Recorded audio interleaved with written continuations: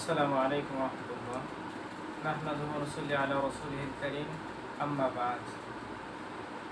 একটি প্রশ্ন আসছে, কুরবানির পশু জবাই করার পর যারা গোশত বানিয়ে দেয় তাদেরকে উক্ত কুরবানির গোশত দেয়া যাবে কিনা।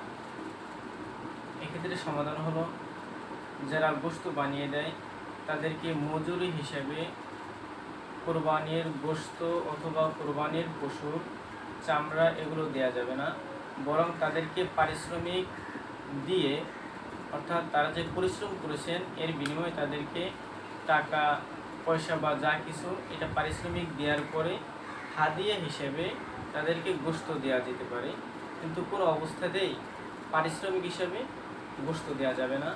এটি কোনো অবস্থাতেই জায়েজ হবে না, যেমনটি এসেছে ফতোয়ায়ে শামীর ৬ষ্ঠ নম্বর খণ্ডের ৩২৮ নম্বর পৃষ্ঠা, এরপরে হেদায়াত ৪র্থ নম্বর খণ্ডের ৪৫০ নম্বর পৃষ্ঠা।